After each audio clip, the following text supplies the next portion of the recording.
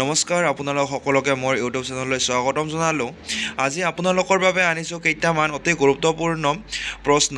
আছাম পুলিচে হওক বা আন অন্য কোনো পৰীক্ষাৰ বাবেই আপোনালোকৰ বাবে আনিছোঁ অতি গুৰুত্বপূৰ্ণ কেইটামান প্ৰশ্ন। আহক দেৰি নকৰি আমি প্ৰশ্নকেইটালৈ আগবাঢ়োঁ। আৰু যদিহে মোৰ ইউটিউব চেনেললৈ নতুনকৈ আহিছে তেতিয়াহ'লে চেনেলটোক ছাবস্ক্ৰাইব কৰি থ'বা। আহক দেৰি নকৰি আমি প্ৰশ্নকেইটালৈ আগবাঢ়োঁ। প্ৰশ্ন নম্বৰ 1, আধুনিক যুগৰ প্ৰথম অসমীয়া উপন্যাসখনৰ নাম কি? অপশ্যনসমূহ: option A Bhanumati, option B Joymoti, option C Miri Jiyori, option D বনফুল।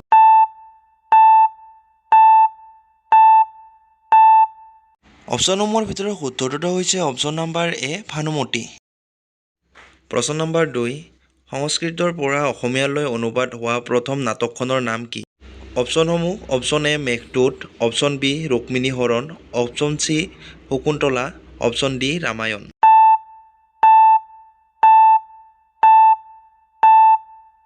অপশ্যনসমূহৰ ভিতৰত শুদ্ধটো হৈছে অপশ্যন নম্বৰ চি শকুন্তলা।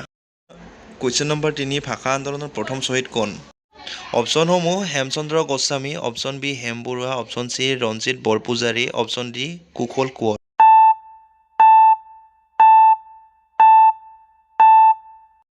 অপশ্যনসমূহৰ ভিতৰত শুদ্ধ উত্তৰটো হৈছে option number C Ranjit Borpujari.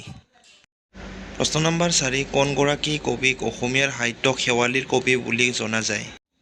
অপশ্যনসমূহ: option A Ambikagiri Raichoudhury, option B Anandaram Barua, option C Ananda Chandra Agarwala, option D Ratnakanta Borkakoti.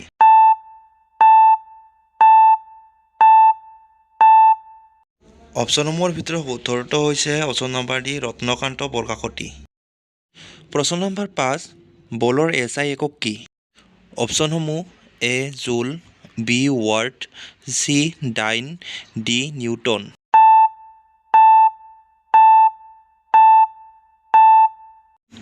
অপশ্যনসমূহৰ ভিতৰত শুদ্ধ উত্তৰটো হৈছে অপশ্যন নম্বৰ ডি নিউটন। প্ৰশ্ন নম্বৰ 6, সাৰৰ পৰা কি মৌল পোৱা যায়? অপশ্যনসমূহ: A sodium, B phosphorus, C carbon, D হেমিটন।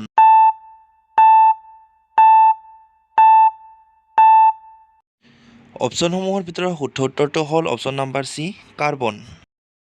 Question number 7, আটাইতকৈ ওখ তৃণজাতীয় গছ কি? অপশ্যনসমূহ: অপশ্যন এ বাঁহ, অপশ্যন বি তামোল গছ, অপশ্যন চি নাৰিকল গছ, অপশ্যন ডি দুবৰি বন।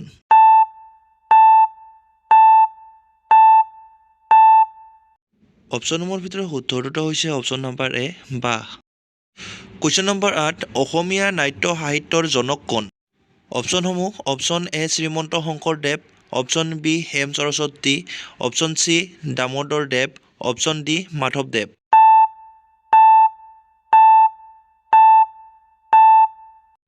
অপশ্যনসমূহৰ ভিতৰত শুদ্ধ উত্তৰটো হৈছে option number A Srimanta Sankardev. Question number 9, doctor Lakshminandan বৰাদেৱে প্ৰথম প্ৰকাশিত উপন্যাসখনৰ নাম কি? অপশ্যনসমূহ: অপশ্যন এ ভাঙা চিলনীৰ পাখি, অপশ্যন বি পাতাল ভৈৰৱী, অপশ্যন চি নিশাৰ পূৰবী, অপশ্যন ডি মাটিৰ মেঘৰ ছাঁ।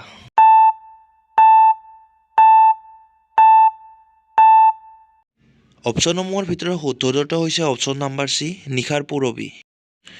প্ৰশ্ন নম্বৰ 10, অসমীয়া ভাষাৰ প্ৰথম কবিতা পুথিখনৰ নাম কি? অপশ্যনসমূহ: option A Bhimcharit, option B Usha Parinay, option C Prabhat Charit, option D কাণিয়াৰ কীৰ্তন।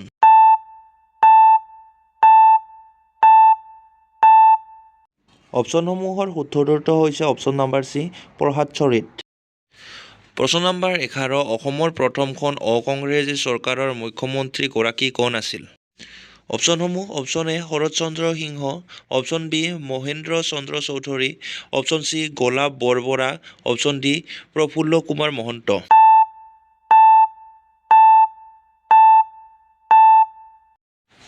অপশ্যনসমূহৰ ভিতৰত শুদ্ধটো হৈছে option number C Golap Borbora. প্ৰশ্ন নম্বৰ 12, ৰাজ্যপাল হ'বৰ বাবে নিম্নতম বয়স কিমান হ'ব লাগে? অপশ্যনসমূহ: অপশ্যন এ 25 বছৰ, অপশ্যন বি 30 বছৰ, অপশ্যন চি 35 বছৰ, অপশ্যন ডি 40 বছৰ।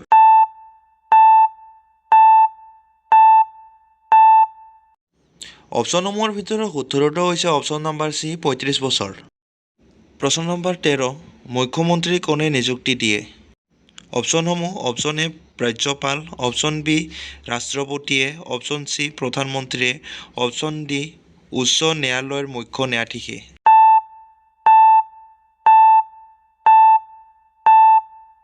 অপশ্যনসমূহৰ ভিতৰত শুদ্ধটো হৈছে অপশ্যন নম্বৰ এ ৰাজ্যপাল।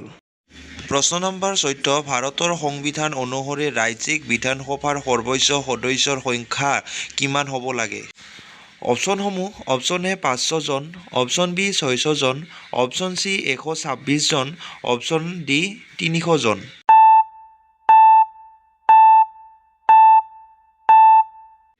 অপশ্যনসমূহৰ ভিতৰত শুদ্ধটো হৈছে অপশ্যন নম্বৰ এ 500 জন। প্ৰশ্ন নম্বৰ 15 ভাৰতৰ সংবিধান অনুসৰি ৰাজ্যিক বিধানসভাৰ নিম্নতম সদস্য কিমান হ'ব লাগে? অপশ্যনসমূহ অপশ্যন এ 40 জন, অপশ্যন বি 60 জন, অপশ্যন চি 80 জন, অপশ্যন ডি 50 জন।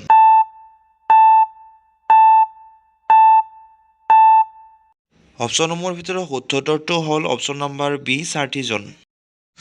প্ৰশ্ন নম্বৰ 16 বিধানসভাৰ অধ্যক্ষৰ কাৰ্যকাল কিমান?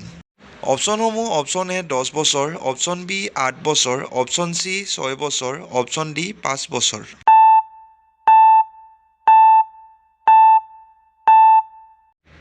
অপশ্যনসমূহৰ ভিতৰত শুদ্ধ উত্তৰটো হ'ল অপশ্যন নম্বৰ ডি 5 বছৰ। প্ৰশ্ন নম্বৰ 17 ৰাজ্যপালক নিযুক্তি কোনে দিয়ে? অপশ্যনসমূহ অপশ্যন এ উপ-ৰাষ্ট্ৰপতিয়ে, অপশ্যন বি মুখ্যমন্ত্ৰীয়ে, অপশ্যন চি ৰাষ্ট্ৰপতিয়ে, অপশ্যন ডি প্ৰধানমন্ত্ৰীয়ে।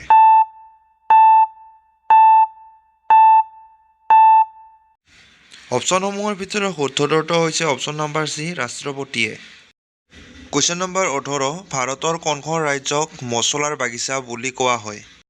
অপশ্যনসমূহ option A Kerala, option B Assam, option C Karnataka, option D Himachal প্ৰদেশ।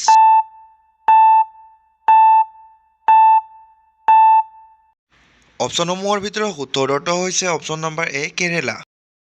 প্ৰশ্ন নম্বৰ 19 তলৰ কোন প্ৰকাৰৰ মাটি কপাহ খেতিৰ বাবে উপযোগী? অপশ্যনসমূহ অপশ্যন এ ক'লা মাটি, অপশ্যন বি ৰঙা মাটি, অপশ্যন চি আলতীয়া, অপশ্যন ডি পলসুৱা মাটি।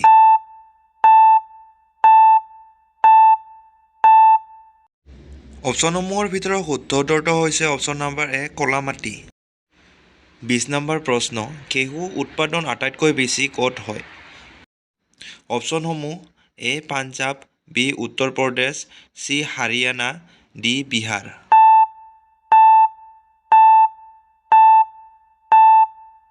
অপশ্যনসমূহৰ শুদ্ধ উত্তৰটো হ'ল option number B Uttar Pradesh.